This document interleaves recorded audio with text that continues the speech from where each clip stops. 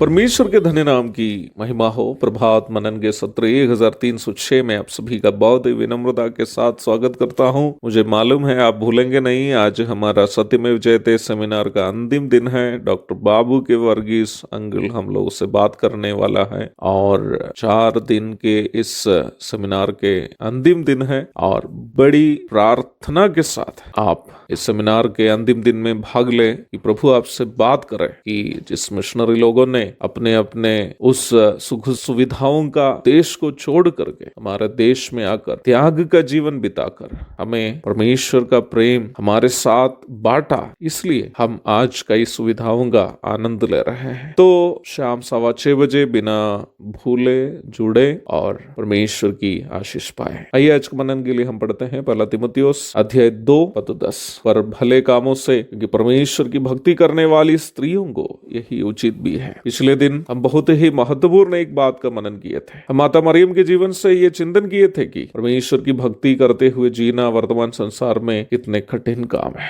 मैं आज सुबह बहुत ही विनम्रता के साथ आपको ये बताना चाहता हूं कि यदि आप में से कोई ये सोचते हैं कि मसीह जीवन दुनिया में सबसे आसान जीवन है, तो आपको अपनी धारणा बदलनी होगी। जब हम संसार में रहते हैं तो संसार के साथ जीना आसान है, परंतु स्वर्ग के नियमों का पालन करते हुए पाप से प्रदूषित इस संसार में जीना आसान नहीं है। इसलिए ही परमेश्वर के वचन को मानकर जीने के लिए जब हम फैसला करते हैं तो वास्तव में हम संसार से दूर होते जा रहे हैं, अपनों से त्यागा जाने जा रहे हैं और दुनिया का विरोध का सामना करने जा रहे हैं। इस बात को हमें याद रखनी है। आइए हम अपने मुख्य विषय में वापस आते हैं। 9वीं पद में हम देखते हैं कि मसीह बहनों का सजावट बाल गूंथना, सोने, मोतिया और बहुमूल्य कपड़ों से अपने आप को संवारना नहीं है। बाल को अलग अलग स्टाइल से सजा कर रखना, सोने, मोती आदि के जेवरों से और महंगे महंगे कपड़ों से अपने आप को सजाना, ये सब दुनिया की रीति है। इसका मतलब ये भी नहीं है कि हमें गंदे, फटे और पुराने वस्त्रों को पहन के चलना है या कोई खास कलर के कपड़े पहन के चले। बाइबल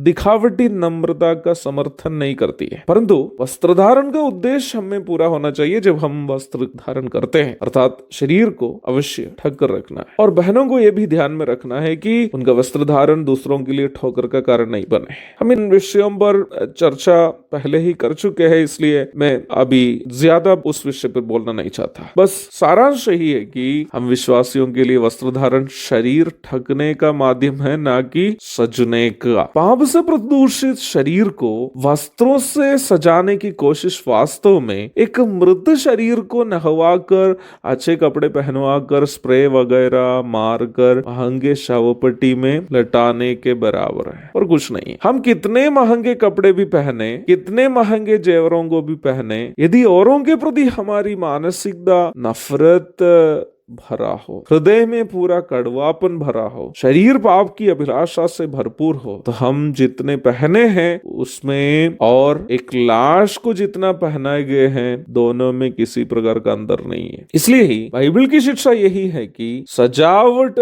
वस्त्रों से और मोती, चांदी, सोने से नहीं बल्कि भले कामों से हो। बाइबल सिखाती है भले कामों से अपने आप को सजाए, ना कि बाल गूंथने और सोने और मोतियों और बहुमूल्य कपड़ों से। और आगे बाइबल कहती है परमेश्वर की भक्ति करने वाली स्त्रियों को यही उचित है। अगर आप परमेश्वर की भक्ति करने वाली एक महिला हो, बाइबल सिखाती है कि आपकी पहचान यही होनी चाहिए। आपका बाल गूंथना, आप जितने जेवर पहना, ये सब आपका आत्मिकता का चिन्ह नहीं है। इसका भी चिन्ह नहीं है कि प्रभु ने आपको बहुत आशीष दी, बल्कि आपका अहंकार का चिन्ह है। आप दुनिया के सामने दिखाना चाहते कि आप कितने धनी हैं, परंतु परमेश्वर की भक्ति करने वाली स्त्री की पहचान उनके अच्छे कर्म है। प्रभु दया करें। इस विषय का अधिक अध्ययन हम कल करेंगे। तब तक के लिए आपसे विदा हो जाता हूँ। प्रभु के धन्य नाम की महिमा हो। आमीन।